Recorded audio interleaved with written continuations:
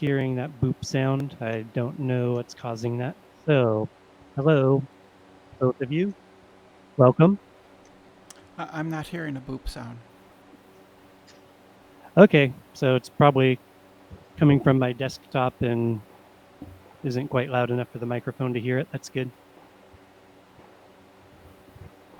And So yes, they Snake is didn't. out there. They didn't. They did not address personhood. Instead, Kay insisted on talking about human being, but those are two different things. Yeah, I can definitely entertain discussion on that. And I think what I meant more was that a lot of it was discussing pragmatism. And if we're discussing whether or not it's morally wrong, I think the topic is more whether or not it's murder than whether or not it's pragmatic. Do you think And it's? so Do you think it's murder? I do think it's killing a person without So justification. yeah. So women who have an abortion should be charged with murder. Um, I think that that would be the ideal circumstance to get to. I don't think that we can start from where we're at now, where I Is don't that think how that. is that how murder is that how murder is treated in other cases where the idea of the state is, well, murder is the unjust killing of a human being, but we're not going to worry about that. We're going to get to that later. Is that how that's really addressed in other fields? So why do you hold back on this one? If abortion is murder, then killing an unborn is murder, and you should be charged with murder, and you should be sentenced to death. And the doctor who performs the murder is a murderer, and so is the woman. They should both be charged with murder. Well, what I gather from the tense of your speech is that none of that was past tense. But I will just say that in the circumstance where at the time that it was done, it was legal, when laws change, we don't go back and hold people Well, accountable presumably, retroactively for right. a future law, usually. And speaking biblically as a Christian, I would cite mercy also as mercy being valid. So is So that how we address? in order to have an avenue to end these killings, I don't think So is that how we address yeah. like Jeffrey Dahmer? Do we just let Jeffrey Dahmer go? Well, Jeffrey Dahmer broke the law at a time when Yeah, that he killed was people. illegal, Yeah, it and is he has illegal. been, Yeah, and I yeah. don't know if So he had the death presumably, penalty or received right. mercy on that. Well, he didn't get the death penalty. That's a different issue. He was definitely charged with murder. He killed people. Yeah, Yeah, I already said what I think the Far, difference is there. yeah, So I yeah. don't He really. killed. I'm not gonna, He Brenda. killed. I'm not gonna go in circles over and over after I already gave my sufficient answer. So if you have a reply for why my answer was insufficient, that I will hear. Well, the question Sorry, I is meant to unmute you. the question is whether or not, you know, your preferred legal state of affairs would be that abortion should be illegal, and that anyone who has or performs an abortion is guilty of murder and should be charged accordingly. That would be your preferred state of the legal affairs, right?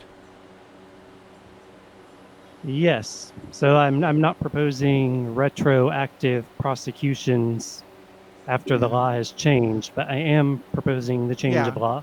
I never suggested you were. That was your false canard. Okay, so Right. yeah, So, we're not talking about retroactively. We're talking about right, right, um, bringing the law to a point that from then on, right, anyone who right. commits an abortion is So what about, charged for murder. yeah. So what about a Um, miscarriage?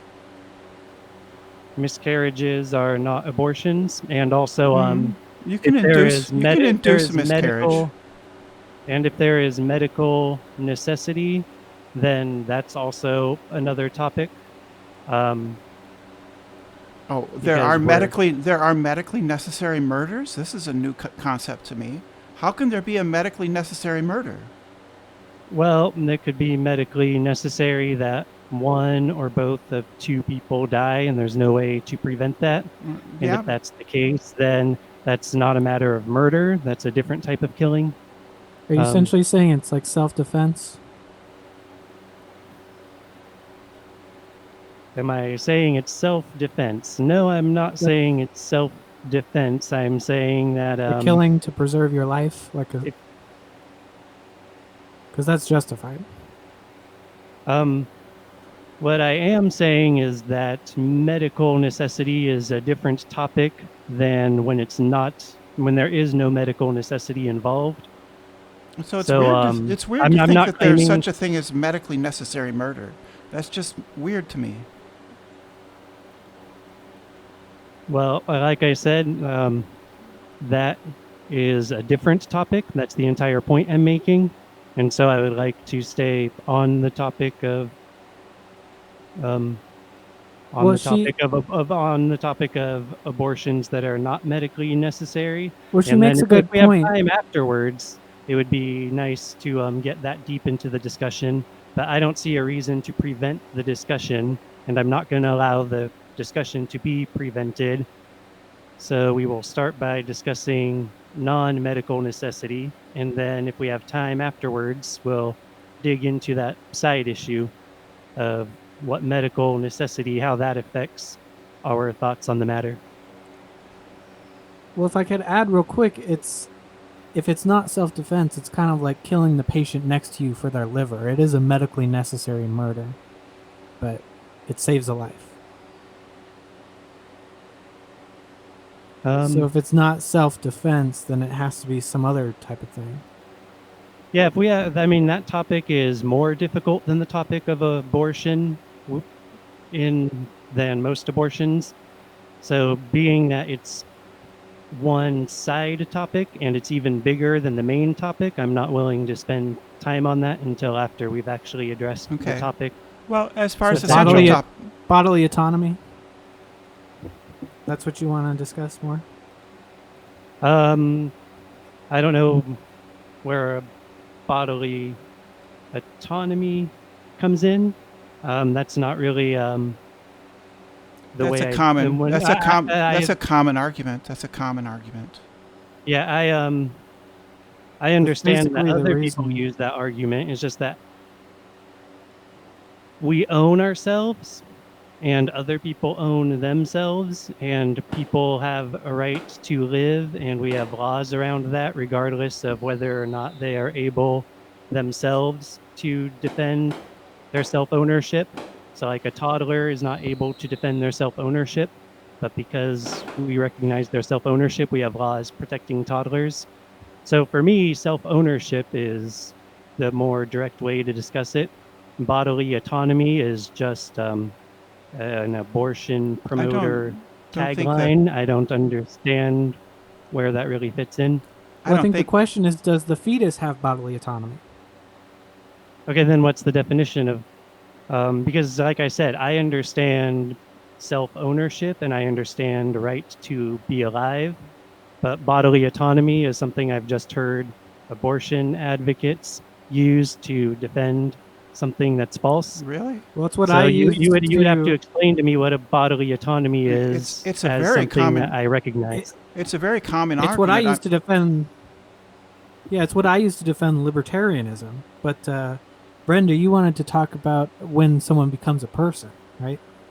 Well, there's Or another gets the rights another of a point. person. The distinction that I would make is the difference between. Kay kept saying that a fetus is a human being, which of course is true, but that's not the question legally in the United States. The question in the United States legally is over whether or not we ought to recognize the unborn fetus as a person. A person is a legal concept, and personhood is accrued to unborn fetuses at a particular stage of development, right after 28 weeks, right? So that's when a fetus becomes a person legally. It is after, well, actually after birth, but we assume that before 28 weeks you are permitted to abort a fetus.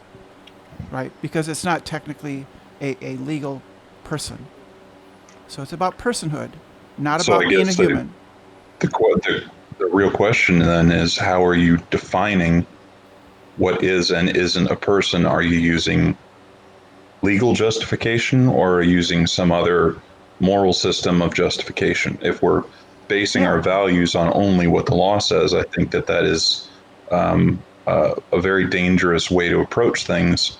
I think that, like definitions, we should use the law as a reference and not um, a determiner of where limitations are, but rather where they should start and stop when they are correct. So in that way, they're a reflection of the, making something more perfect, and that would be a more perfect society. So there has to be some guiding force, and that brings us back to determining how a human life, or any sort of life which is from a human body, actually becomes a person that can have rights like a fully developed human being has.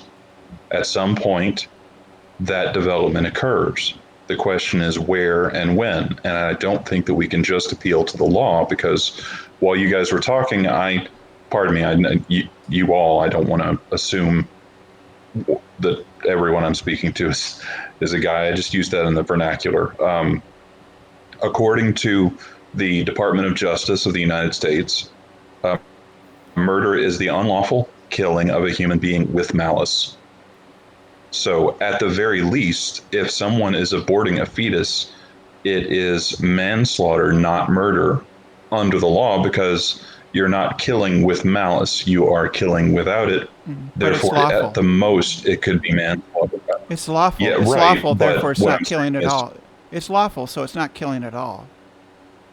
right. So What the do you mean question then lawful? So is, it's not murder at all? It is Because killing right. them. So we have two issues here. We have to decide whether or not something, it could be considered murder or manslaughter under the law, and then we have, should it be? So I'm curious from Nicholas, what is the focus of this debate? Because if you just want to talk about abortion in general, that's a very wide topic, and we could be here for weeks. So maybe you could narrow it down. I appreciate that, Matthew. And I also don't presume that Brenda was using the law as the end of the argument, but it was sounded more like a reference point so far anyway, just as you spoke of, Matthew. And when we're discussing whether it's murder or manslaughter, I think if we kill someone for some form of economic convenience, then that is murder. So if we're going to try to say that that's not malice, or to deem malice, I think we're getting hung up too much on the word malice. And yeah, so maybe we should start with just the topic of the difference between different kinds of killing, and keep focused on that for a few minutes here, and then switch back to personhood, which is a bigger topic. Well, Okay, all there's right. lawful. As long as we do approach it, because I think that is a very important distinction that needs to be made. You can't murder something or commit manslaughter if what you're killing is not a person. We have to define that eventually. So I just wanted to make sure that doesn't get forgotten. Thank you. Yeah, let's just wrap up this discussion of what type of killing, and we don't have to agree at the end, but yeah, I would say if it's for any kind of economic or convenience reason, then that would fall under the category of murder, not manslaughter. To me, manslaughter is meant more for accidental and unintentional deaths, rather than claiming an intentional killing is not malice. We're And allowed then, to kill all kinds of things for convenience or economic reasons. It matters whether it's a justified killing. But you said all kinds of things. Let's not deliberately get sidetracked here, because we may not have said the word human every time we specifically meant humans, but we did mean humans, and I think we all know that. Yeah, but you can kill human things too, like Yeah, you cancer absolutely or can. sperm or eggs. But we're talking about human individuals, as in a human. rather than whether or not it's cellular, the genetic code of the cells are human. We're talking about Cancer has the genetic code. overall being that is a human being. So then how do you define it? Is it just any human DNA that has a complete genetic code? No, we're talking about the entire animal, individual. So when you have separate cells that come off of the whole individual, like I've heard you debate biology before, and I don't think you've ever had problems parsing this out before. So I don't know why it's difficult on this topic to parse it correctly, what an individual is. Because in biology, it's not that simple. Okay, what do you mean? So do you consider the zygote as a separate entity? Is that a human being as you define it? Well, first, I just want to check real quick if anyone wants to discuss the type of killing anymore, whether it's I don't. a Yes, matter I of do. It isn't hard to manslaughter or figure murder out. or anything like that. It isn't hard. I- It isn't hard to figure out. This isn't difficult. Killing is taking a life. Murder is unjustified killing. It's a legal concept. No, murder is with malice. Yeah, I murder. think Yes, the it's a legal important concept. distinction is a justified versus unjustified killing. It doesn't matter too much whether it's legal or should it be legal. I mean, then eventually down the there's line, but Well, the only other point I think is negligence. So you have matters of negligence, matters of Yeah, that would be negligent homicide or negligent manslaughter. yeah, and Yeah, then again, those these are are not not. those are not justified either. So I don't think we need to get stuck up on the different kinds of killing. We understand. We all understand what we're talking about, and it's only when we get more technical than necessary that we are bringing a But- question to it. So I think we can move on to this Right. whole Currently, personhood matter. right. So Or, currently, for current- me, it's not a matter of personhood. For me, it's a matter of human life, and that's the entire being of a human, not just certain cells. When the Well, a fetus is interconnected just certain whole of the cells. human is what we're talking about. That's what I'm talking about. I So, don't so think does you're a gonna. zygote You can count? cut off my foot, and all of the cells in my foot will die, but the interconnected whole of the human being does not die. So I'm according allowed to to that. kill your foot? Well, you're not allowed to assault. cut off my foot. It would not be killing or murder, because we're talking about a human individual. So, like when you mentioned cancer and things like that, Still because those are- unethical, though. yeah, it's just not the topic of murder. It's a topic of, I guess, I don't know what they call it because it's beyond battery, right? But that's beside the point. So for me, it's not a matter of personhood. It's a matter of human life. So when you have that being who is a human, then I am of the level of moral and ethics that I am not entertaining whether or not that human being might not be a person, so I could have an excuse to kill them. That So just the never crossed question- my mind, and I would rebuke and put shame on anyone if that does cross their mind.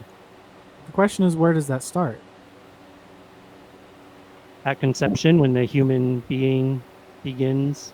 What That seems defines simple. what a human being is, though? That is. That's we're not not important. talking about human life. We're talking about a human being. Yeah, and this is something it sounds like that's not Brenda and important. I agree on, that when you have a human and they are being, that's a human being, which is why Brenda said the topic is personhood instead of human being. Am I understanding that right, Brenda? Pretty much. I would say that a unborn fetus is a human being, but before a certain point, it is not a person. Personhood is a legal concept. Yeah, I'm willing to concede that and switch to just saying personhood. That's fine. Yeah, It I makes think- no difference to me. I think you're going to have significant problems practically with defining defining the place where you want to enforce abortion or your anti-abortion views at conception. If you want to do that, that's going to be grossly impractical. At conception, a zygote is just a piece of literally a piece of a male and a piece of a female, and they fuse. So I don't see how that translates into kind of, that's not what I feel like saying a whole human integrated being is. And to just, I'm sorry, all I see is a snake. Is this the snake that had the debate on capitalism versus communism the other day? Yes, this is the very You, same. you did very well in that debate. I was very pleased with that. Oh, thanks. Yeah, I'm Um, I glad to would hear that. actually, I would actually agree. I would actually agree. I don't agree with communism. I consider that pretty extreme. But Yeah. I'm not a libertarian or anything. I'm just a Well, ordinary liberal. But I just, sorry. no, go ahead. I didn't have anything to say. Okay, I just wanted to couple together a couple of points from what Snake was saying with the overall point of contention. If you cut off someone's foot, that is, you are basically damaging an individual by removing a part of it, and if that part of it is equivalent to a foot, then say you have okay, let's go even smaller. Let's say a toe. So you have one man's toe and one female's toe, and those toes are metaphorically the same as the sperm and egg, which are then forming different cells to become a human being, a blastocyst, zygote, whatever word you want to use for that. But at that point, they're still parts of the people. And the question is, when do they no longer represent parts of the people, the cells from the parents, to become cells of something that can be a person, since we're now talking about personhood? Yeah, my understanding is that at the moment of conception, the baby begins to build itself using resources provided by the mother. So it has its own unique genetics that's based specifically on what was provided from the egg. It's not getting its genetics from the mother. As its cells duplicate, those cells are duplicating from that individual's genetics, not from the mother somehow duplicating the cells. That's just not what the process is. When blood is introduced, the blood of the mother is not the blood that the baby receives, but the cells of the baby are making its own blood. So, really, when a child is growing in the womb from the moment of conception, the child grows itself. So, we have this animal organism that began at that moment. And so the life begins at that moment. And then I don't condone taking human life without necessary justification for doing so. And it's that simple for me.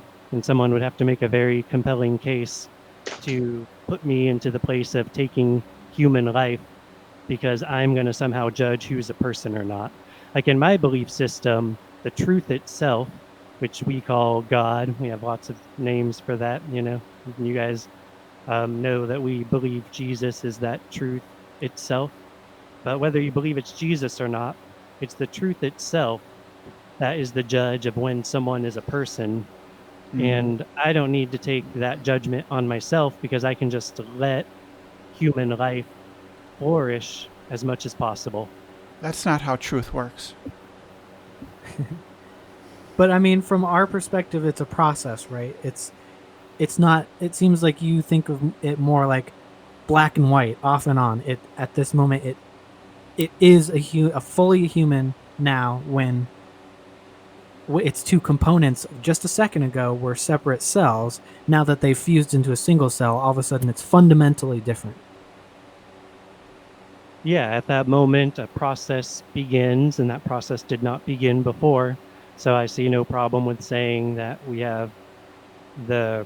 can recognize the bodily whole of the conceived animal at that moment. I don't see anything controversial about that. It's simple. May I interject an analogy to help my understanding of the stumbling block for me is the personhood. We can't even discuss the possibility of killing until we have established that something is a person. And obviously, at a point, personhood is achieved. So, Yeah, well, the question is personhood. whether or not personhood is an abstract. Well, personhood is a legal fiction, right? And so we're Right, talking right. fiction now. And I was just talking about actual facts of truth when we have the recognizable individual animate, an animal that is conceived and begins doing its animal thing. We don't have to step into subjectivities and fictions. We can just respect that human life. No, we're allowed to. So, We are allowed to set the demarcation line for personhood wherever we please. So we are allowed to. It's a legal fiction, right? So we decide when somebody is a person and when they are not. Personhood has nothing to do with biological reality. It has to do with where humans choose to make the dividing line between personhood and non-personhood. And so far, the dividing line is at 28 weeks, and I think that should remain there. well, personhood is not even the topic, I don't think, because, for instance, animals have personhood. No, they and don't. we can argue No, they that, don't. but They don't. I'm They not don't. saying that killing an animal is murder under any circumstance. Animals are Even not though persons. that, that, Animals are that's, not a, persons. that's a different argument, because at some point I would say if someone is just like, Animals, I guess I we would might be fine with using the word murder if someone is, say, killing an animal just for fun or something.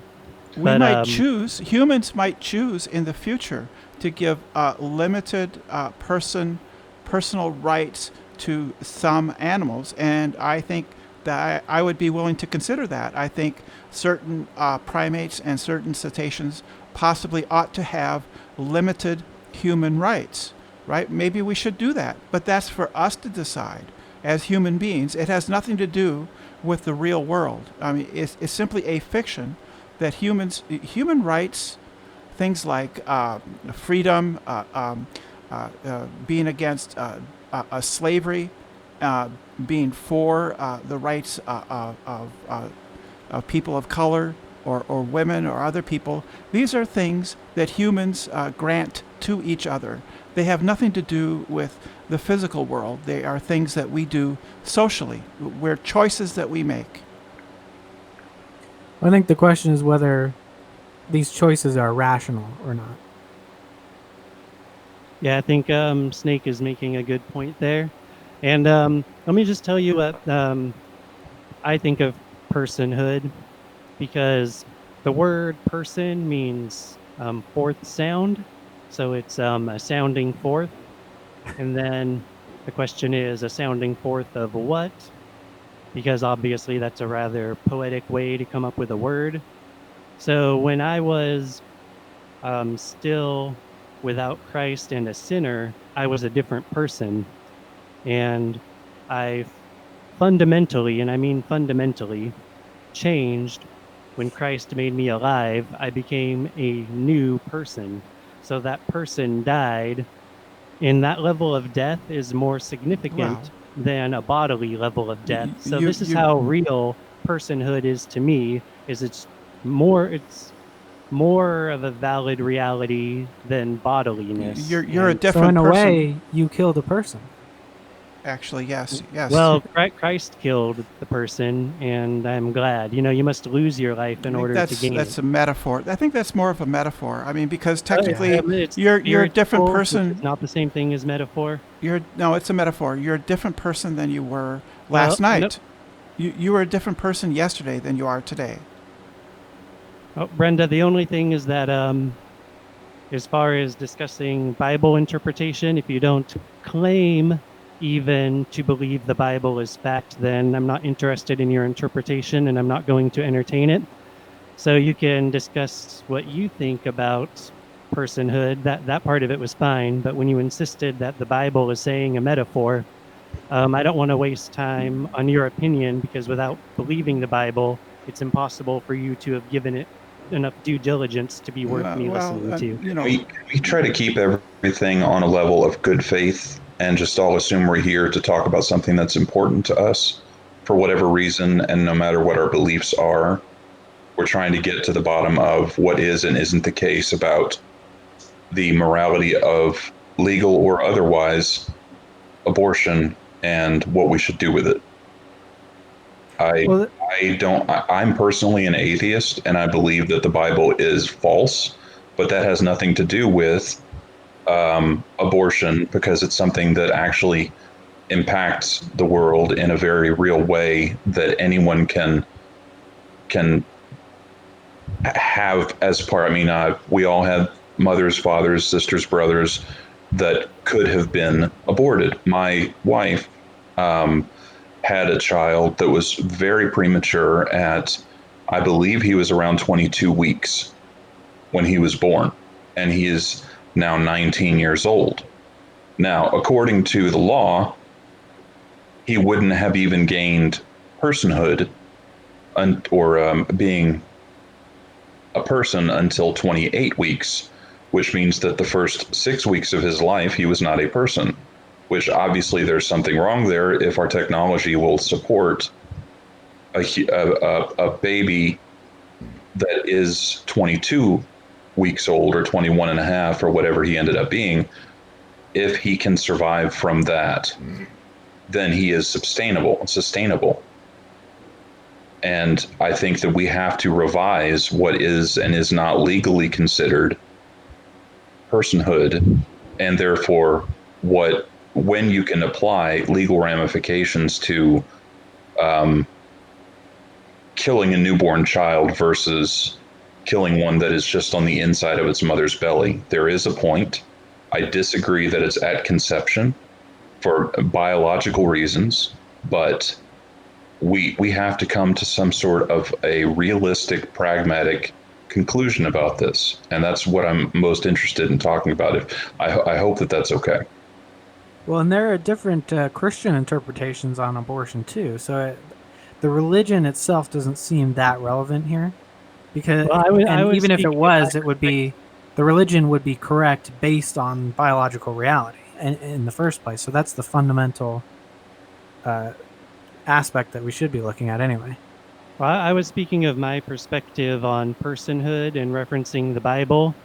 And so I said it was not a metaphor, speaking of my perspective.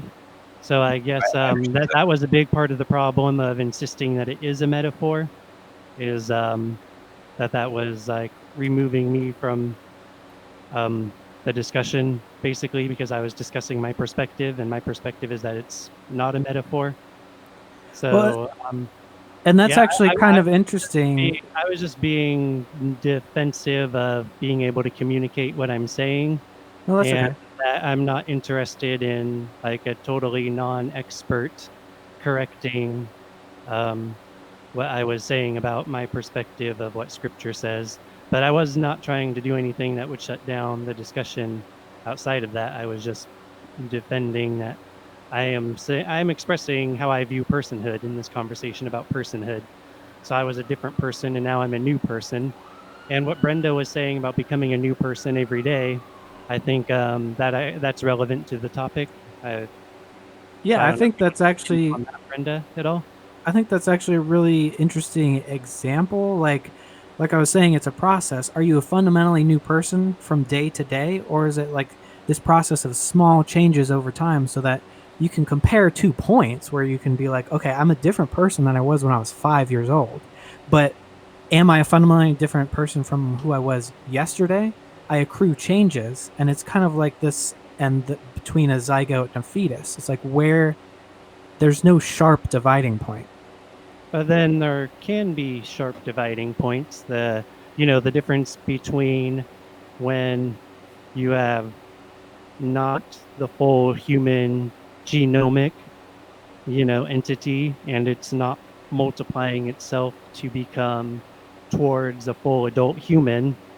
So if when it's just a sperm or just an egg, there's no process of progress, and then in a certain moment, that automatically running process of progress begins at a very specific moment. So we can measure that. And that was the same thing that happened with my personhood when the previous person died, and that person will never exist again. And now I'm a new person. I've only been 2 people in my life. And it was a split second when I went from being the previous person to the new one. So that gives some example of how I see personhood, because I don't see myself as a new person every day. I recognize that I've been two people. So there wasn't a process of convincing you over time into Christ. There was no preamble or preemptive process. You were convinced, and the change happened all in the span of a single second. Well, there were precursors, just as the egg being in the right place and the sperm being launched, and there's precursors. But there's the moment when that genetic individual of the zygote, the human being in its very earliest form, did not exist at all. The two halves were separate, and then that process existed, so the switch was hit. So in the same way, for me personally, yeah, there was precursors that were in place, but there was also that moment when the switch was hit. But it also seems like that definition is still sloppy, because you keep saying the complete genome. So what about children who are missing a chromosome? Well, now you're just trying to not communicate based on a technicality. We both understand the process of an egg and fertilization and two halves of DNA making the whole human, But if that's the basis of your definition. Well, I mean, I'm doing my best to communicate. I'm not trying to, prove that I'm able to be technically exact. That's not my intention here. Oh, apparently I have to scroll down to see more people. So we actually have someone who can take some of this heat for me, since I've been by myself. It's not really so that'll heat. Be nice. It's not really heat. You haven't been given heat. It's just a pushback. So hypotheticals. Well, I'm just using a figure of speech. I'm not offended. This is a metaphor. A fine discussion. We appreciate it. A metaphor. In this case, yeah, that was a metaphor. Yes. What's up, Noah? Not much. How are you? Not bad. Did you see the debate, Noah? I just came in right when I said hello earlier, but I did see the topic. So, did you want to jump in, or are you trying to catch up? I'm just trying to catch up for right now, but if I do have something to say, I will. All right. Well, we already addressed the topic of different types of killing. Okay. And hopefully we're past the topic of dealing with whether or not it's human. So now we're on the topic of personhood, which I think we have some very different perspectives on. Hopefully you heard my perspective on personhood, and as a Christian understood it. Wait, what'd you say, Noah? I said I did hear that. And then for me, personhood isn't really the matter of sanctity of life, because we're talking about the life of a human being, which to me is not the same thing as the life of a person. I've been two different persons, but I've only been one human being when we talk about this animal continuity of an overall organism. And that begins at conception.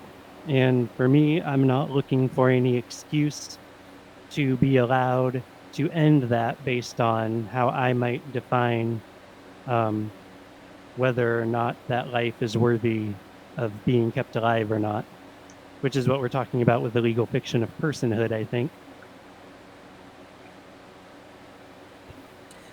I think that the process, you can kind of start it at conception, but really it's parts, the continuity is unbroken. It's a cell that continues life from the mother and from the father, and it fuses with the mother, and then eventually it breaks with the mother, but we actually recognize it as a separate entity before it breaks with the mother, because it's a process. It's not, there's no clear delineation. Well, may I ask you something? Hold just one sec.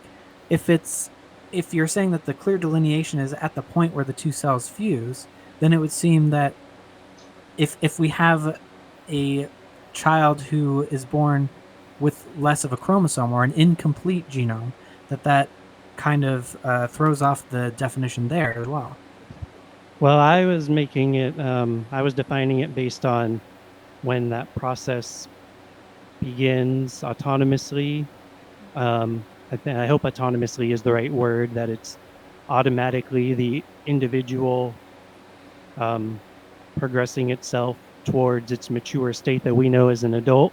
So Well, then that's let's at take the it moment to of the other end. ejaculation. Then Let's take it to the other end of life. And I mean, are we going to have this much trouble defining whether or not someone's dead because well, actually, of this whole chemical wedding Yeah, idea yeah, that they're that just can be. going Yes. back to the earth? So Yeah. then we don't know if a person's dead. We don't know if we should have a funeral because as far as chemistry goes, we can say that it's still a gradual thing chemically. yeah, people have woken up in the grave after being declared dead. They had no heartbeat.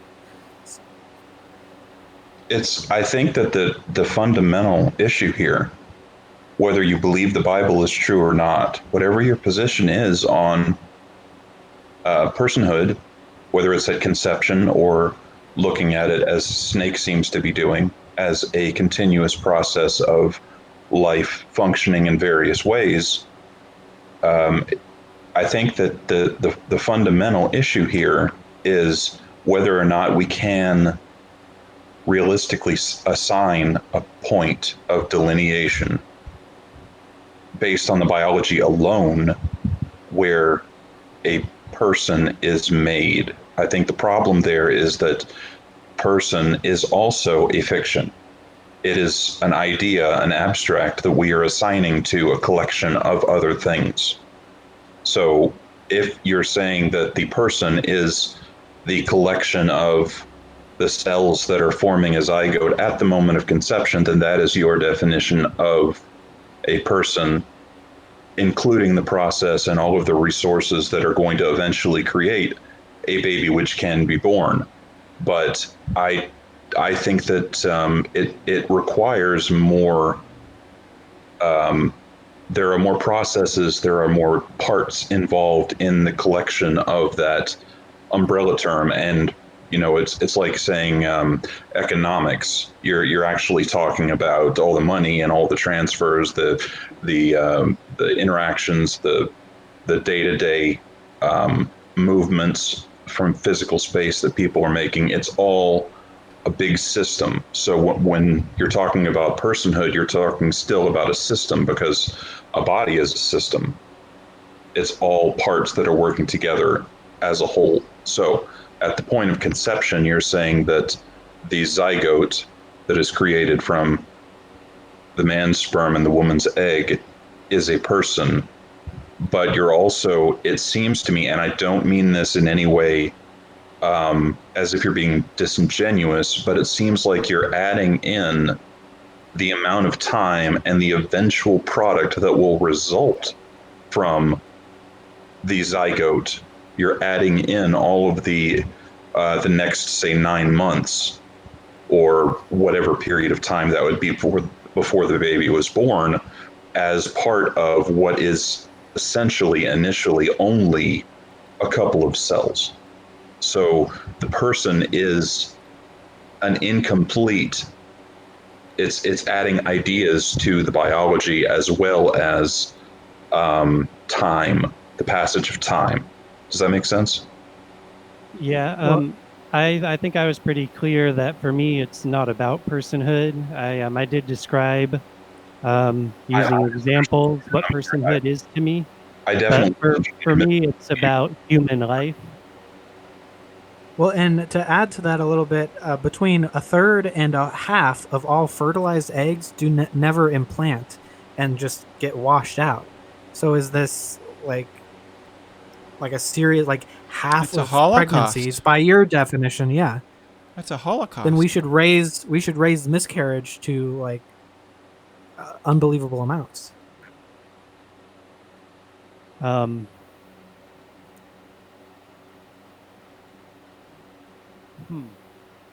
Well, that's new information to me. That as far as the detail, so the detail an that interesting the point. detail you're giving me here is that rather than just not conceiving, that it's very common that conception occurs but then we could just say doesn't take.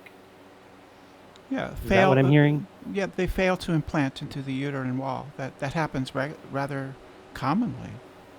It's not that Mhm. uncommon for it's not that uncommon for a fertilized egg to fail to implant. Up to And half the time. yeah, and for me, that doesn't change the discussion of whether or not we want to start drawing lines on when we're going to end human lives.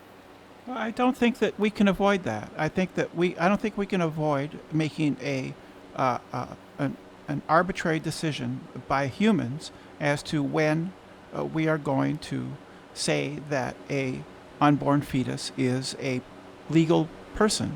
I don't think that can be avoided, and I don't think you can. Appealing to biology is simply not going to help.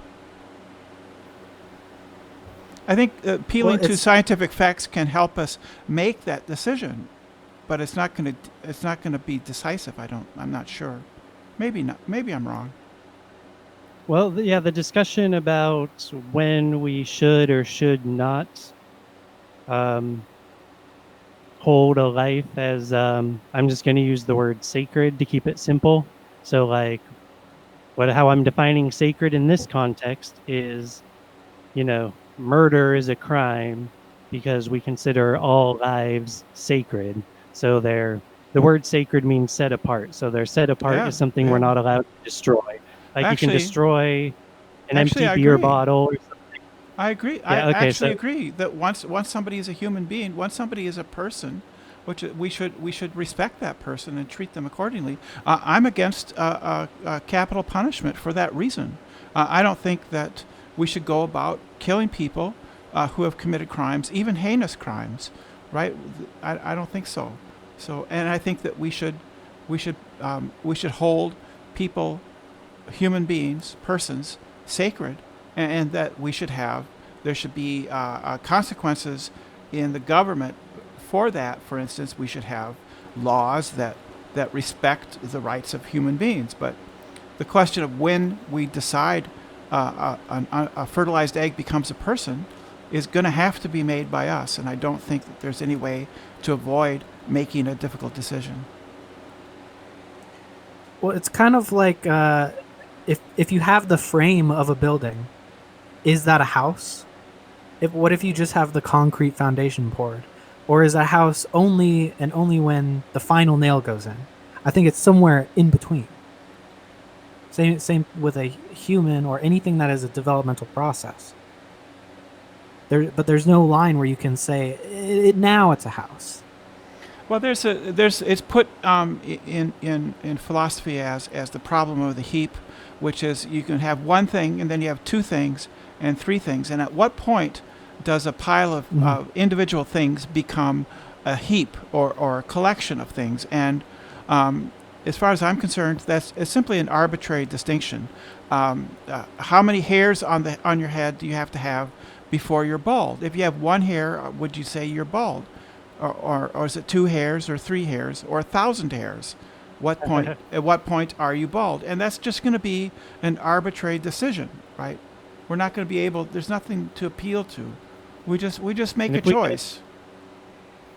And if we could put some of this on pause for a minute, I'd like to hear from Noah if you have any overall thoughts on the overall topic or anything that you'd like to say. I'd like to give you the floor for a minute here. I'm still chewing on the whole uterus thing. Maybe we should. Like I'm on your position, at least have been, that life starts at conception. But I don't know. It's interesting. For me, anyway, life is sovereign, and I believe God creates all things.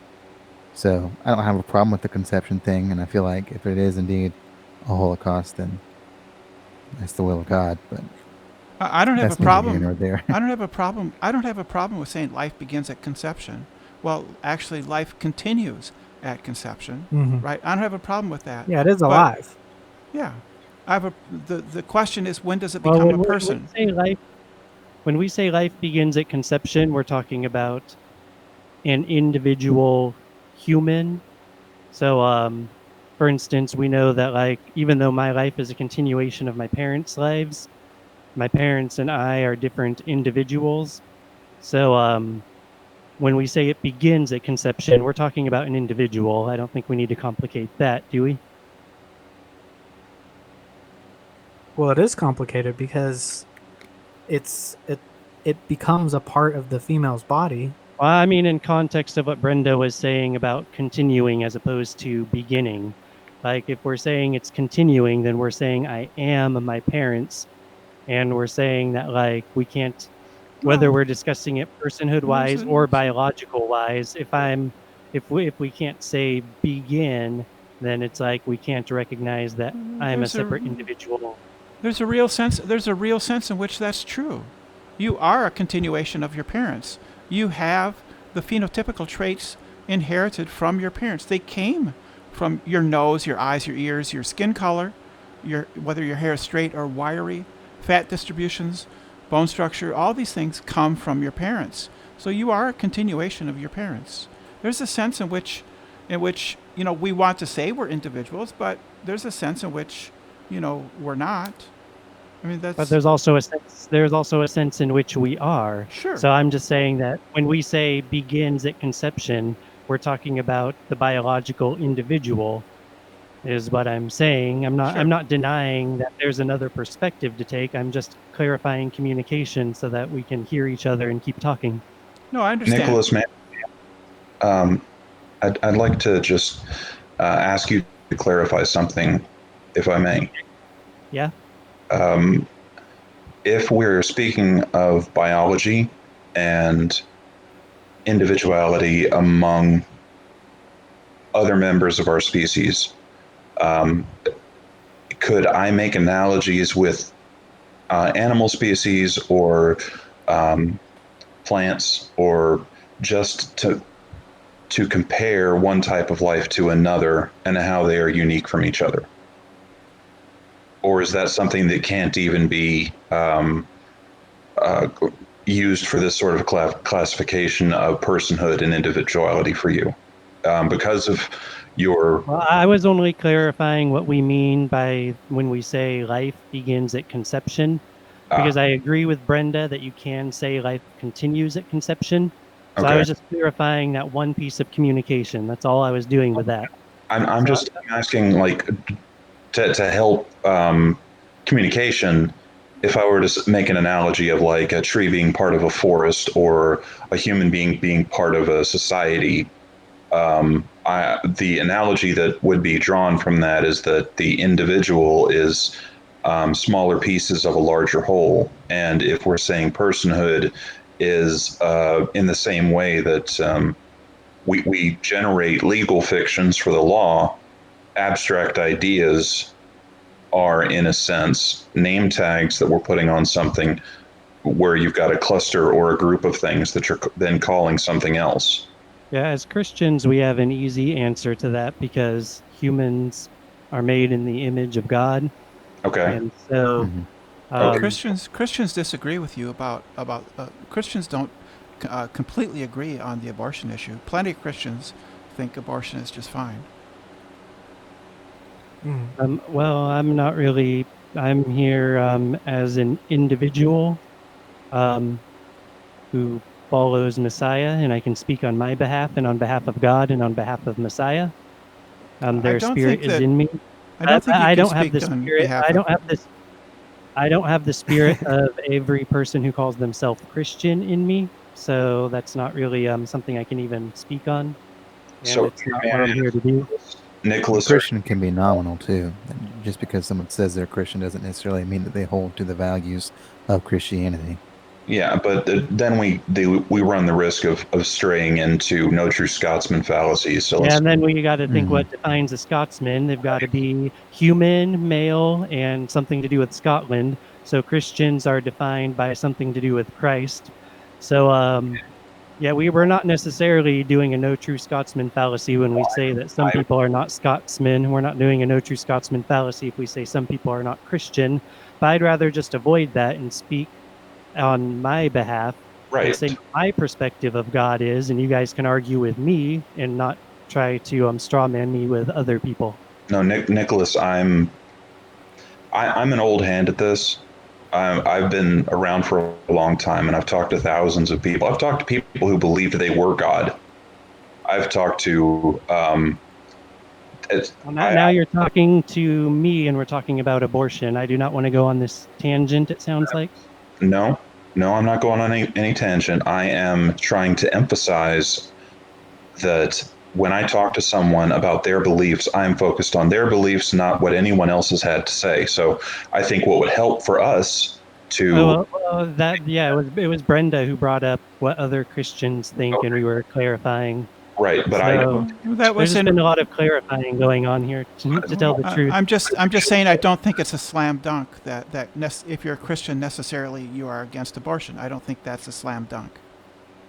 Oh yeah, I'm just communicating and saying that there was a specific question brought up about communities, forests, stuff like that, and I was responding to that question okay. by saying that we have an easy way to that we say that humans are made in the image of God. So it's not that nations are made in the image of God. Well, So just expressing myself, I have that to stand on. okay, so are you someone who acknowledges evolution of human life from, say, other previous primates, or are you someone who believes that humans were created in their exact form now? I believe we're created in our exact form now. Okay, well, that makes it more difficult than if we're talking about life being a process. The process, if the point of delineation for you is that there was a hard start for where a person starts being a person, then it sounds like your position is also that people had a hard start where they started being people. But I would argue that if we go with the prevailing theory in biology, it's that the process of life is changing from one form to another, the same way that a frog starts out as a tadpole, and then it's a tadpole that's got legs, and then it's a frog with no tail. That sort of progress on a longer scale is how, at what point do you stop calling it a tadpole and start calling it a frog? We're kind of dealing with the same issue here with the sighting, when something is no longer just a couple of cells and is now an individual. I think that point of delineation is not so clear if we are not starting with the idea that we are unique from everything else in biology. I think we're very far from discussing the moment of conception and discussing whether that life is sacred at that point. I was really just addressing the difference between individuals and communities so that we did not have to get so lost from the topic. But it seems like it's just been taken that way even further unnecessarily. And there's one thing I just want to say about all three of you that I think I don't really think we have a large audience here listening, but I think that rational people who are listening can see how there is a whole lot of at times going into some pretty absurd ways to use philosophy and words to try to justify this. And I'm not talking about everything you guys have said, because sometimes, like when you just say things about like when does personhood begin and that sort of thing sounds very irrational. But some of these discussions about if I say that the process, the biological autonomous process of a human life, that for me at that point, I'm not going to try to say, well, it's not sacred yet, and I'll be the judge of when it's sacred enough to be worth protecting. Then when Snake goes into an analogy about building a house and stuff, I mean, I think some of the desperation of some of those examples is kind of very clearly exposed to people who are listening. So while we're all saying our own side and letting everyone else say their own side, I think we should I just want to point out that like these sides are being seen for what they are. You know, they're not necessarily convincing people. Well, Uh, convince the Supreme Court at when, least. when they're established by Is it- evidence rather than just presuppositions, then it becomes even more clear. And when you apply critical thinking to how we are defining our terms and how we are arriving at our conclusions, then it is definitely clear which position makes more sense. And that is what we were having this discussion for, right? Because if we're just here to argue about positions that will not ever change, then I'm happy to just have a discussion, but I was here just to try to discuss the topic and not step on anyone's toes. But if everyone's minds are closed to the possibility that they're wrong, then I'm going to have to bow out. I came here in good faith and have no reason to argue in bad faith with anyone about anything, not even someone who takes the Bible as literally true. And I'm sorry if I've offended you, but it wasn't my intent. Well, to No, address that's not the point. I was just making a statement that I think a lot of these discussions that we've all been very polite about, certain points have been very, very weak, and they show themselves to be weak. And I just wanted to shine light on that. Yeah. well, to that address was that, my- you could argue that ejaculation begins the autonomous process because on its own, the sperm seeks out the egg, and on its own, the egg drops down the fallopian tubes. Well, After, now after you're- ejaculation, there's nothing the human can do to really. I mean, you could interfere with it, you could wash it out, but it proceeds on its own. Yeah, and that's sort of hyper focusing on the word autonomous instead of attempting to hear the overall expression of what I'm trying to say.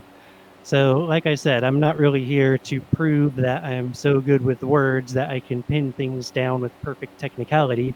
I'm just here to express my perspective the best I can. So, yeah, just because you can keep finding ways to not hear what I intend to say, I don't think shows any weakness in what I intend to say. I don't think anybody has misunderstood you. Yeah, I'm not trying to misunderstand you or try and twist your words, but I do take your words at face value. And especially if we're talking about science. So the human individual is what I'm speaking of. And we know human individuals to have their own unique genetic code, and the sperm and egg do not have that fullness of genetic code. So Yeah, but you see, biology is giving us a point where this is easy to delineate. And while we can keep using words and technical observations to dodge how easy it is to delineate that moment, it is easy to delineate. The human individual life begins at conception, and we can discuss whether or not I don't personhood think begins. you've then, shown but that. Like I I don't- said, in my belief, I'm not the judge of who's a person or not. I don't think you've shown that it's easy to delineate at all. You haven't shown that. Okay, that's fine. I Yeah, mean, 'cause maybe I'm I haven't shown struggling- it. I've done my best to express it. Biology itself shows that it's easy to delineate. Biology I think- doesn't need me to prove it. I think we've pretty effectively shown that that's not true. Well, I completely disagree. Yeah, that's fine. Well, when you say full genome, we can point out that it's fuzzy because some children are born without complete genomes, and you'd say that those rights should be protected. When you Well, say if- that if it's a they're able to different, be born- unique genome, then we can point out, well, cancer has its own unique genome. So this is why I use the house example. Like, I know you're saying maybe that doesn't apply because it's not autonomous or it's not alive, but if you could point out, when does a house become a house? Is it when the first plank is laid? Then maybe we could figure out how a process can be nailed down to a single point starting. And I mean, we're all able to like look at biology, and I mean that, of course, in a kind of figurative sense. You know, we can look at the biological facts and assess them. So, a cancer is not a human individual, and if a child is born with quote one less chromosome, well, their genome is complete. We see that it's complete because it has done its job to make a child. So you're just taking complete out of context. You're putting that into a different context that's not relevant. Well, when When you you say say- individual, that has certain criteria, and I'm just trying to figure out what those criteria are. Yeah, and it's obvious that I am unable to explain that to you. So then it's time to move on from that. Now, I know that Noah and I have this perspective based on life and holding life sacred. And it sounds like Brenda instead has a perspective on personhood and I holding hold personhood sacred. I hold all life sacred, if you want to put it that way. Yeah. So I would respect and want to hold. It depends on what you mean by sacred. I would hold plant life as sacred. Plant life is why I'm able to breathe oxygen. Right. So I very much want to respect and hold up plant life, because without it, I have nothing to breathe. And I think that you can respect and hold sacred life in all of its forms. It's just that I think that at certain points, it is perfectly acceptable for people to terminate a fetus because it for various reasons. Well, let's see if we can agree on what we mean by sacred in this context. Because the word sacred means set apart. So in this context, I'm talking about set apart, that it's illegal to murder. So, like with plants, we don't give that same set apartness of illegal to murder. It's always illegal to murder, because that's what it means for something to be murdered, is that it's illegal. Yeah, but what I'm saying is that plant life is not in that category. It's not set apart in that way. So, like I said, I'm trying to pin there's down the some- context of there- sacred that we're using here. there's so some that we can have animals- communication. There's some animals that I think that maybe we should place legal restrictions on killing them. I definitely think, Okay, and in perfect. how We'll they're try to treated, I think certain animal forms should be treated with more respect than we do now. Yeah, and in fact, although I'm not, there are people who are vegans who hold all animal life in highest regard. I take sacred to mean holding in high regard. I hold excuse me, all life Brenda. in high regard. What I'm trying to get at is rather than just me and Noah sort of coming at, I think we've done a pretty good job, or I've done a pretty good job of expressing what I mean about when the human life begins, and I've cited that I'm not going to hold myself as the judge of when that life becomes sacred to not kill it. And I've expressed that the Bible gives us an easy way to make that claim also. So, what I'm trying to do is open the floor for the discussion of why that sort of sanctity that we're not going to kill the individual should wait until 28 weeks, perhaps, or just for you two to talk about that topic in context of abortion and a life in the womb. And yeah, Well, you might even say that because it's an autonomous process, then there should be kind of a leeway there to kind of push the rewind button on that, since it is a involuntary bodily process that you have the choice to stop before it even happens. So if it proceeds on its own accidentally, maybe there should be a little bit of leeway to go, like, kind of take that back a little bit, since the being that is the zygote is far more similar to the sperm and egg that are touching each other just prior to fusion than that zygote is to a grown fetus. They're more similar beings. I don't see a like an objective metric of similarity as being relevant in this case, nor am I sure that that's even true, because you have this full genome, which I know you have excuses for, defining full differently than I do or something, but hopefully I cleared that up.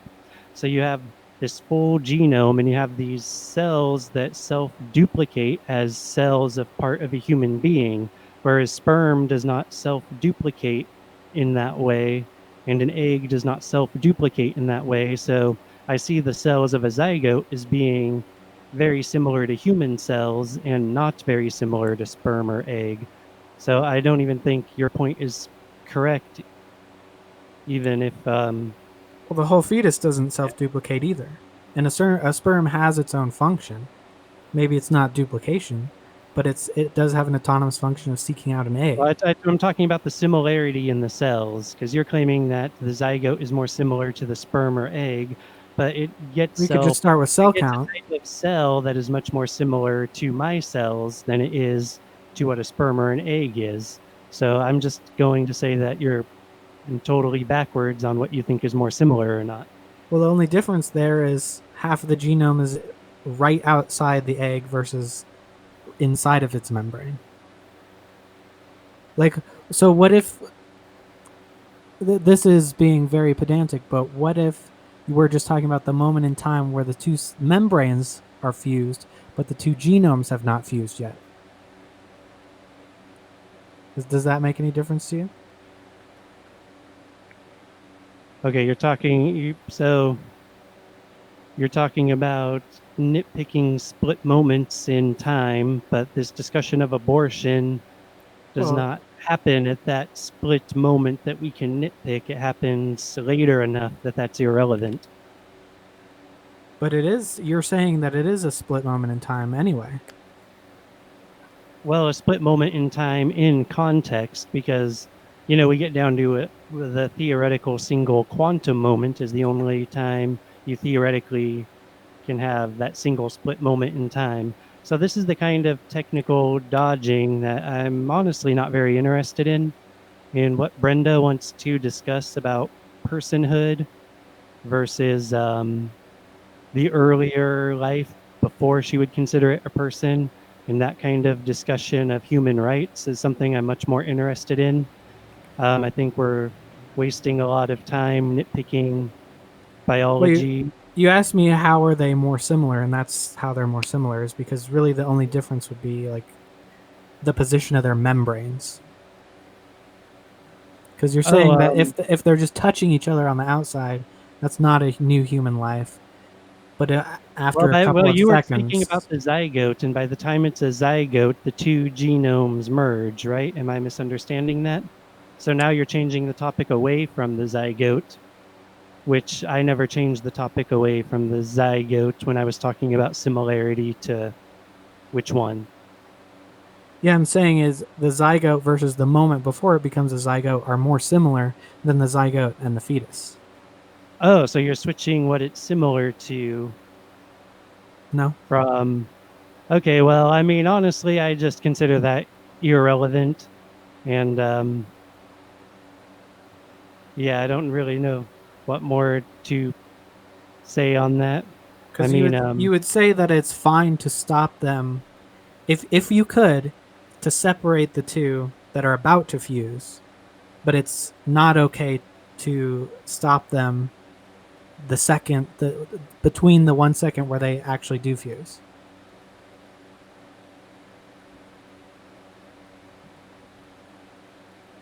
See, I personally would have a problem with contraception for that reason. Yeah, and I can totally go that direction with Noah, except that I would not legally say that we're at grounds to tell others not to use contraception. Right, and yeah, I wouldn't push that on people. That's personal belief. So we're at something that's pretty irrelevant because we're getting extremely nitpicky about what the moment of conception is. But by the time we're talking about abortion, we have plenty that we can agree on. So, I mean, you're at this point, Snake, this is just totally derailing Well- the discussion about Well, it abortion. matters because what if you used spermicide but it didn't kill all the sperm? You took the necessary precautions that maybe if you accept contraception that it shouldn't have Okay, proceeded this into a zygote. So, but what if it does? It's an accident. Well, this Are gets we not allowed into- any leeway on that?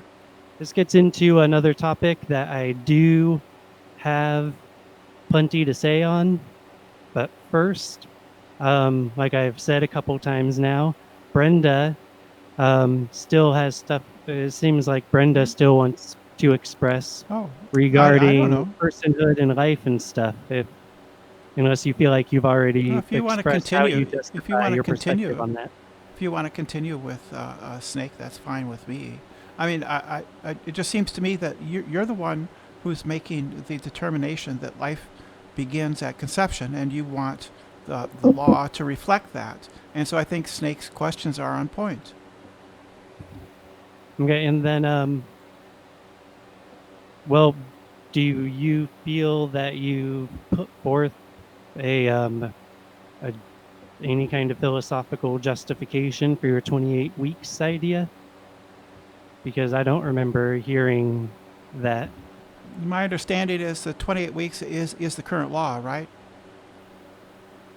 I don't know.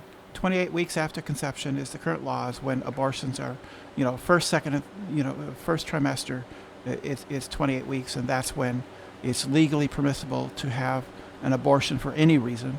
And after that, there need to be extenuating circumstances like the life of the mother and other things like that. Okay, so Right. it sounds like what I'm hearing there is that we're having sort of the quintessential clash between those who think that there's an objective truth of the universe that has the final authority, and there's those who think that because there's not an objective truth of the universe, or that truth does not speak on this topic, that humans have the authority, and they use cultural, social means to determine.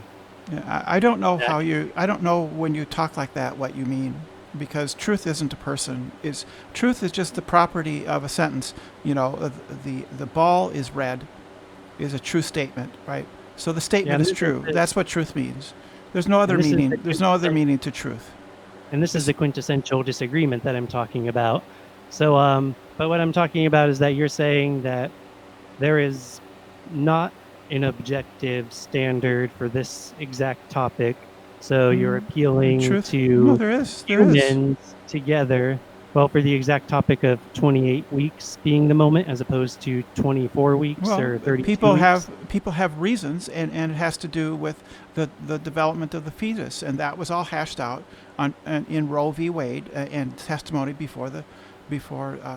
during that time, right? So we're They hashed out.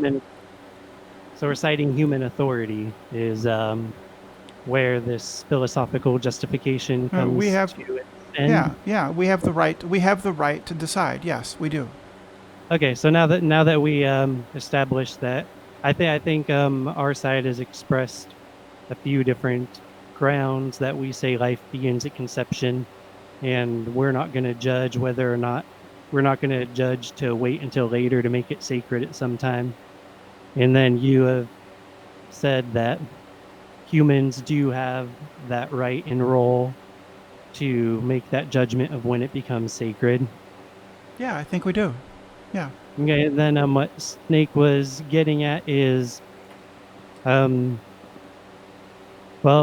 let me give a little space for Noah for a moment before we jump back into that. If you want any space to say something, Noah. I'm good. I think you laid it out pretty nicely. Well, Okay. from my perspective, I don't know if we necessarily have the right to choose. I think it's more of a duty. We have to choose, or else we're just going to let anyone do whatever we want. We have to have some kind of decision-making process. Yeah, and I tried to put that in there when I used the word role. So I said we have the right and role to do that. But yes, I hear you. And I could even be convinced, 28 weeks may be too long. Maybe we could protect it a little earlier. Like I almost lean towards that, but I can't be convinced that the moment of the zygote is when we should cut it off. It's somewhere in between there, and since it's such a vague and gradual process, it's hard to actually draw a line because there's no single step that is instantaneously fundamentally different. Well, we can draw the line at, say, 5 minutes before conception to 5 minutes after conception, and then I don't know if when we're discussing abortion, we're actually discussing the nitty-gritty of those 10 minutes in the middle. So as far as biological recognition, I think conception is recognizable enough for this topic. And Well, so not then that there's no. that's the final say on it, but I'm saying that it is recognizable enough. We don't need to pretend that it's hard to recognize conception, is all I'm saying right now. Well, it's hard to recognize that that's fundamentally different from 1 second preconception. And so if you're only going to give 5 minutes leeway, then there's no ability to realize that you've made a mistake or the contraception failed. And so if you're going to allow contraception, which I think you have to, or else having a period is murder, then you have to allow someone to kind of correct the mistake if the contraception failed, up to a point. Yeah, and then that's where we get into the other side of this discussion, which is God is sovereign. well, I'm actually going with because I think we could just like keep preaching that over and over, and we Not don't really have get any anywhere. common ground of Hmm. God to talk on, but God is truth, and so we can talk about aspects of truth and find common ground there, and hopefully do something beneficial with the discussion Yeah, still. That's not how truth works. Yeah, if it's true, then it's true outside of because God said so. So Yeah, well, I mean, if there is a God, God is truth. So, I mean, not to force Persons our aren't perspective on you. truth. Truth isn't a person. That's just nonsense. That's doing violence to words and meaning. I think personhood is more like a tool that we can use to gauge. Yeah, and then, you see, I believe just like there are abstract facts. So there's, say, for instance, the law of non-contradiction. There are the facts of math. There are abstract facts. And so, Yeah, and we don't need to rely if on we God recognize- saying that that's true for us to understand why it's true. I'm saying that there's an abstract fact Brenda is unaware of, that truth is a person, and Brenda is not aware of that fact. So So you say I'm doing violence to words, yes. but we just disagree on that. Is what I'm getting at. Well, there's absolutely nobody in mathematics, logic, or philosophy who actually thinks that truth is a person. Nobody believes this.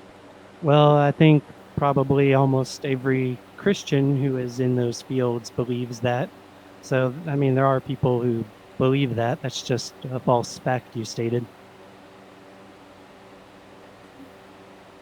But the way I can address what you're talking about, Snake, is a matter of the woman should be able to reverse it if it accidentally happened. What we're getting into here is Yeah, if you're going to allow 5 minutes leeway, as a biological contract, and so obviously this is not a literal contract between persons.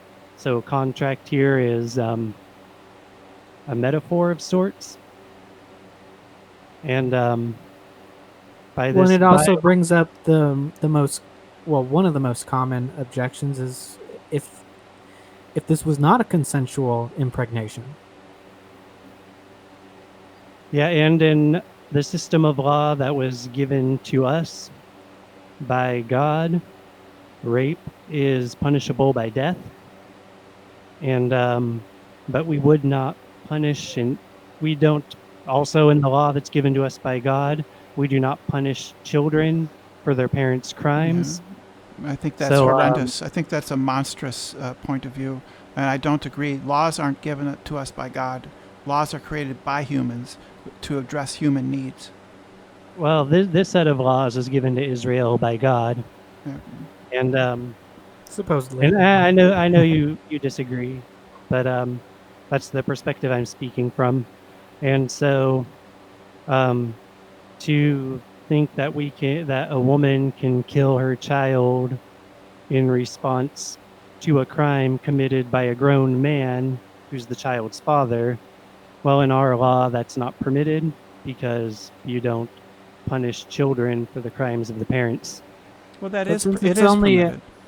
Sorry, go Since ahead. it's only like a small developing part, like literally the smallest part of a human, then it's more like just taking it a step back so that this thing that was imposed on her doesn't happen.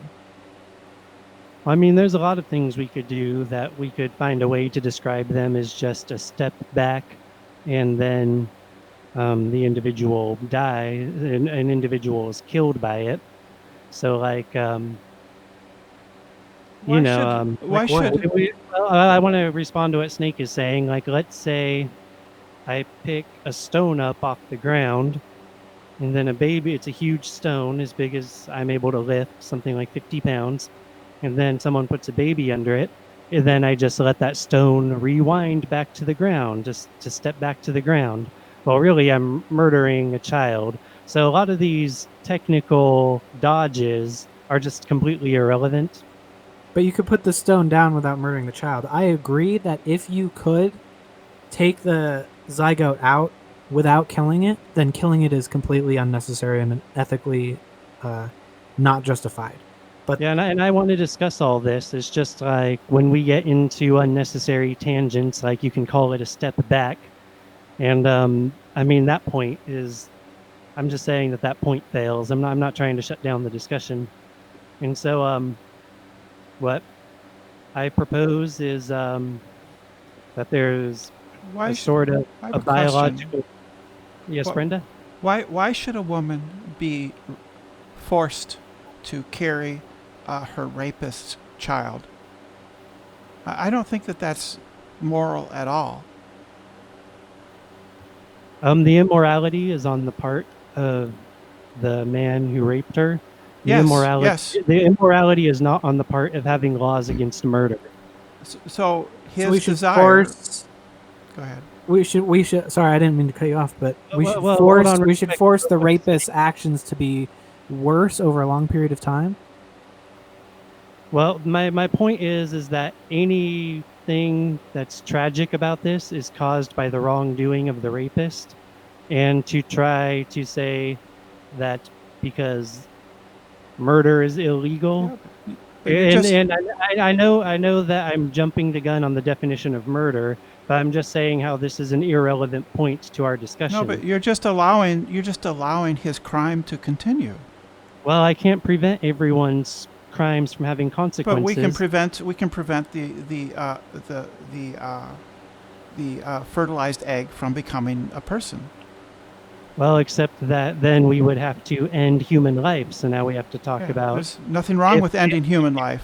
Governments do it all the time. People do it all the time. Yeah, but it's not just to end a child's life because their parent committed a crime. So that would be an unjust killing, which would be a murder. No, it's only unjust if you deem it unjust. I don't deem it unjust. I deem it as just. And I Yeah, see it yeah. more as a tiny part of a child that isn't a child yet. And I don't see much of a difference between getting rid of this small part and never allowing it to happen in the first place.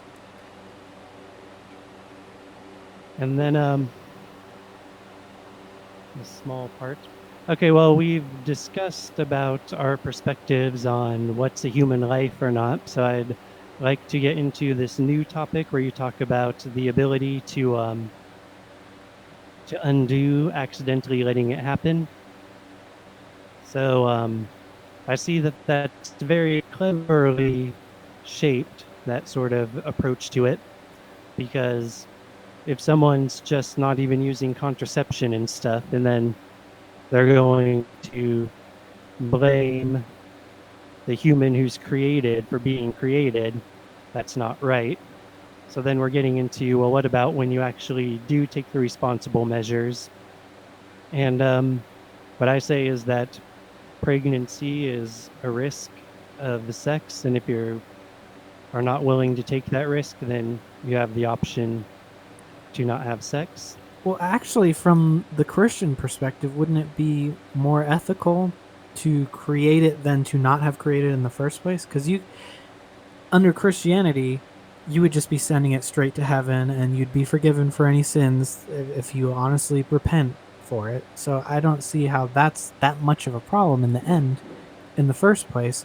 But from like a secular perspective or atheist perspective, it's like there's no difference between if it was never created in the first place and if you just nip it in the bud slightly after it was created. Okay, and let's pause for a second on the Christian perspective, because anything going from the Christian perspective then is required to be obedient to Christ, who came only to speak the will of his Father. So then it must be obedient to God. So then we would have to discuss what God has to say about it. Yeah, Which but I God don't- forgives sinners, so. Well, as far as if God's going to permit us to decide that based on our best judgment, someone is in a place of being saved at this moment. So if they die at this moment, they're good. Then, in theory, if someone could lose their salvation, which is not what I believe, but kind of steel manning your case here, maybe, I don't know, just doing my best to have this discussion. If someone could lose their salvation, it's better to kill them before they lose their salvation so that they'll actually be saved rather than live long enough to do something wrong and lose their salvation. So now we're talking about like weird justifications for murder from philosophy. But what the scripture actually says is not to be taken captive by vain philosophy and to be obedient to God. And so I don't really see how we're going to set philosophical premises and then say that because they're Christian premises, we can do whatever we want from there. That would not be Christianity. So, I mean, it might be easier if we just don't make weird straw men about Christianity and we try to stay more on common ground. Well, I'm not saying you believe this, but I've actually heard on, I forget whose channel it was. It might have been on SFT. But I've heard, he didn't say this, I don't think, but that the genocides in the Bible were justified because you're sending those children straight to heaven and preventing them from being raised by pagan hooligan parents. William Lane Craig has made that argument too. Yeah. It's a weak You're just, argument, you're too. just So it's a sending, common, sending children to heaven. Yeah. Yeah, I would never make that argument. My belief about the judgment and about Christ's victory and the gift he's given to all humankind is a lot more grandiose than this us and them. Some of us are saved, some of us are not. I don't know this for sure.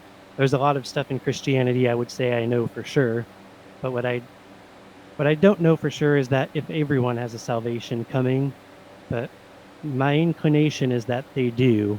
There's many, many times it says in the Bible that Christ came for the whole world. In 1 John, John even emphasizes that he's the propitiation for our sins, not only for those which are exclusively our sins, but also for the So whole world. So you're- he uses more than one word to emphasize that it's not exclusively us. Like he That's- emphasizes that this is not exclusive. Right. That's universalism. You believe that everybody will be saved? Yeah, I believe in both universalism and annihilism, which is what I explained earlier when I said that the person I used to be was annihilated. And I believe that that it's most likely that Christ has delivered that for everybody, from what I find in the text. So I'm just trying to say that it seems like when you add in eternal life and things like that, that actually seems to cheapen life from my, at least at the here and now, in my perspective. Yeah, and then when we get into